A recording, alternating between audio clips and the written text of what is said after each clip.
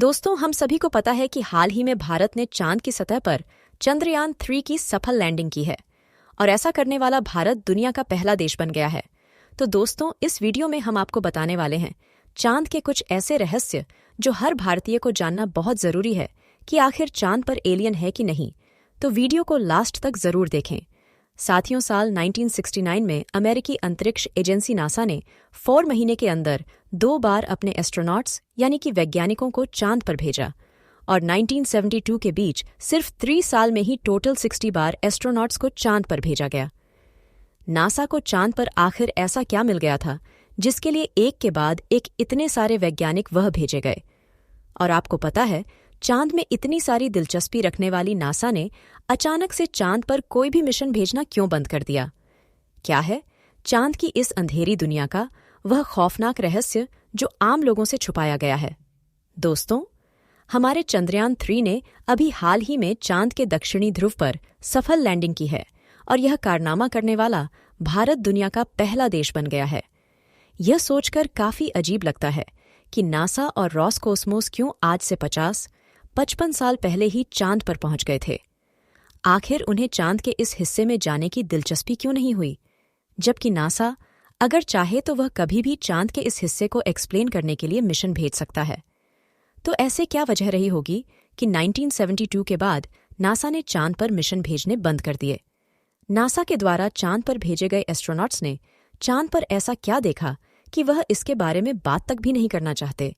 क्या इसका संबंध उन एलियन से है जिनकी चांद पर होने की कहानी हम सदियों से सुनते आए हैं, या फिर इसका कारण कुछ और ही है? तो चलिए हम चांद की इस अंधेरी दुनिया का रहस्य जानते हैं। तो इस वीडियो को लास्ट तक देखते रहिए, क्योंकि इस वीडियो में हम उन रहस्यों से पर्दा हटाने वाले हैं। दोस्तों, साल 1969 में जब नासा ने अपने अपोलो 11 मिशन को पूरा किया और नील आर्मस्ट्रांग और बज एल्ड्रिन चांद पर कदम रखने वाले पहले इंसान बने, तो दुनिया भर में चांद पर इंसानी बस्तियां बनाने की बात शुरू हो गई थी। दोस्तों, काफी सारे लोगों ने अपने बचपन में इस तरह की बातों को जरूर सुना होगा कि मनुष्य अब चंद्रमा पर बसने जा रहा है, वहां जमीन बेची जाएगी और पृथ्वी की तरह ही प्लॉट खरीदे जाएंगे, साथ ही चांद अब इंसानों का दूसरा घर बन जाएगा। लेकिन आज इस तरह की कोई भी बात हमें कहीं भी सुनने को नहीं मिलती है। इसका कारण यह है कि जब नासा ने इन सारी बातों को जन्म दिया, तब 1972 के बाद अचानक उसने खुद ही चांद में दिलचस्पी लेना अचानक से बंद कर दिया और धीरे धीरे लोग इन बातों को भूल गए। लेकिन नासा ने ऐसा क्यों किया? इसके पीछे अलग अलग एक्सपर्ट्स अपनी अलग अलग थ्योरी देते हैं। ऐसे ही एक थ्योरी में बताया गया है कि अपोलो 11 मिशन के दौरान नील आर्मस्ट्रांग और बज एल्ड्रिन ने चांद पर बड़े बड़े टॉवर्स देखे थे, जिन्हें वहां पर रहने वाले एलियंस यानी कि बाहरी दुनिया के लोगों ने बनाया था। कहा जाता है कि इन टॉवर्स को एलियंस ने चांद से इंसानों पर नजर रखने के लिए हजारों साल पहले बनाया था। लेकिन आज ये टॉवर्स चांद पर पूरी तरह से विराम पड़े हुए हैं।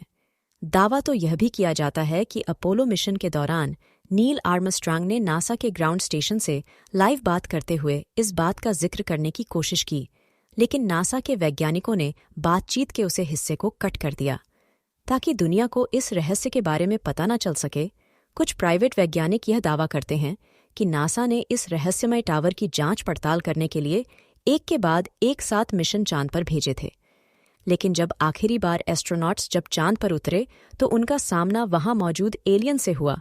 उन्होंने इन एस्ट्रोनॉट्स को धरती पर लौटने और कभी चांद पर न आने की चेतावनी दे डाली और इसी के चलते नासा ने चांद पर कभी किसी एस्ट्रोनॉट को नहीं भेजा। खुद नील आर्मस्ट्रांग भी अपने इंटरव्यू में इस बात का खुलासा कर चुके हैं कि जब वह चांद की तरफ बढ़ रहे थे, तब एक अजीब और अज्ञात परछाई उनका पीछा काफी देर तक करती रही। इस रहस्यमयी चीज की आकृति एक यूएफओ यानी कि अंतरिक्ष यान की जैसी थी। इसके अलावा अपोलो मिशन प्रोग्राम में शामिल रहे कई वैज्ञानिक चांद पर एलियंस मौजूद होने की तरफ इशारा कर चुके हैं। हालांकि यह लोग खुलकर कुछ नहीं कह पाते, जिसे देखकर ऐसा लगता है कि मानो इनके ऊपर चुप रहने का कोई दबाव है। लेकिन कई बार ये एस्ट्रोनॉट्स इशारों में ही अपनी बात कहने की कोशिश कर चुके हैं।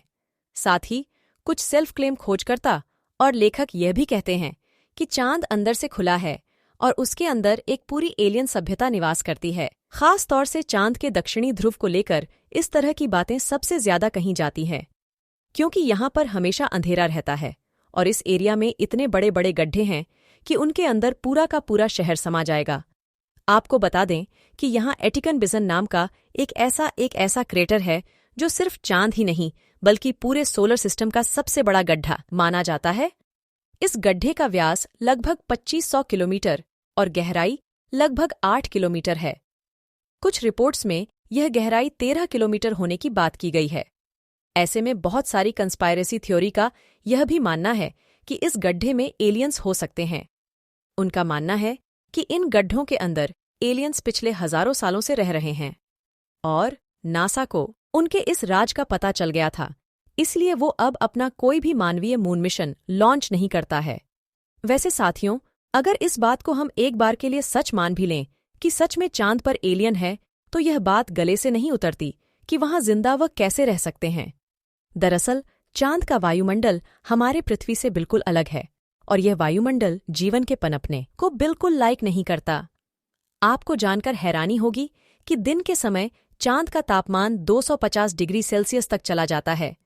जो हमारा खून उबाल सकता है, वही रात के समय यहाँ का तापमान -208 डिग्री सेल्सियस तक पहुंच जाता है, जो हमारे खून को जमाने के लिए काफी है। इसके अलावा चांद का वायुमंडल हद से ज्यादा पतला है, जिसे अगर यह भी मान लिया जाए कि यहाँ पर वायुमंडल है ही नहीं, तो यह गलत नहीं होगा। ऐसे हालातों में कोई प्राणी जीवित कैसे रह सकता है? और अगर चांद पर एलियन रहते हैं, तो वह हमसे कहीं ज्यादा ताकतवर है और खतरनाक भी, क्योंकि जिन हालातों में इंसान एक पल भी सर्वाइव नहीं कर सकता, वहां रहने वाले जीव यकीनन हमसे कहीं ज्यादा ताकतवर जरूर होंगे। दोस्तों, नासा से जब यह पूछा जाता है कि इतने लंबे समय से उन्होंने चांद पर कोई मानवीय मिशन क्यों नहीं भेजा, तो उनका यह जवाब होता है कि चांद पर खोजने के जैसा कुछ भी नहीं है, इसलिए वहां मिशन भेजना पैसों की बर्बादी होगी। हैरान करने वाली बात यही भी है कि जब साल 2008 में जब भारत ने अपना पहला मून मिशन चंद्रयान-1 लॉन्च किया, तब दुनिया को यह पता चला कि चांद पर पानी मौजूद है, जबकि भारत के इस मून मिशन में लैंडिंग शामिल नहीं थी। यानी कि हमारे चंद्रयान-1 ने चांद के ऑर्बिट में घूमते हुए ही चांद की सतह पर पानी की खोज की थी, जबकि नासा अपने एस्ट्रोनॉट्स को चांद की सतह पर उतारकर भी यह पता नहीं लगा सका। इसलिए यह बात गले से नहीं उतरती है। बहुत से लोगों का यह भी कहना है कि नासा चांद पर पानी होने की बात बहुत पहले से पता चल गई थी, लेकिन उसने दुनिया से इस बात को जानबूझकर छुपाया था, ताकि दुनिया को यह यकीन हो जाए कि चांद पर खोजने लायक कुछ भी नहीं है और उन्हें इसमें कोई दिलचस्पी न रहे। और अगर यह बात सच है, तो एक सवाल यह उठता है कि नासा आखिर इन सब चीजों को आम लोगों से क्यों छुपा रहा है? उसके ऊपर ऐसा क्या दबाव है? उसकी ऐसी कौन सी मजबूरी है कि वह लोगों को इसके बारे में कुछ नहीं बता सकता है? और इसका जवाब किसी के भी पास नहीं है। बहुत से एक्सपर्ट तो यहाँ तक दावा करते हैं कि साल 1960 से ही चांद पर मौजूद एलियन से नासा संपर्क में है और नासा की उन एलियन से बातें होती हैं और उन्हीं ने शायद नासा को उनका राज खोलने से मना किया हुआ है। लेकिन इससे पहले आप सभी लोग इस मुद्दे को लेकर किसी निष्कर्ष पर पहुंचे। हम आपको बता दें कि आज की वीडियो में हम आपको एलियन और उनसे रिलेटेड जितने भी बातें बता रहे हैं, वह सब कंस्पिरेसी थ्योरी पर आधारित है। और इसका मतलब ये है कि लोगों ने तर्क देने के लिए बातें तो कही हैं, लेकिन इन्हें सच साबित करने के लिए उनके पास कोई सबूत नहीं है। इसीलिए इस मामले पर यकीनी तौर पर कुछ भी कहना नामुमकिन है। लेकिन पिछले 60 सालों से चांद को लेकर नासा का जो अंदाज रहा है, वह सवाल जरूर खड़े करता है, और इन सवालों के जवाब हमें कब मिल पाएंगे, इस पर कुछ भी नहीं कहा जा सकता। दोस्तों, हमारी आज की वीडियो में बस इतना ही। अगर आपको वीडियो अच्छी लगी है तो वीडियो को लाइक और अपने दोस्तों को शेयर करना बिल्कुल नहीं भूलें। और ऐसे ही मज़ेदार वीडियो पाने के लिए वीडियो को सब्सक्राइब जरूर कर दें, ताकि हमारी अगली वीडियो आपके पास सबसे पहले आ जाए। धन्यवाद।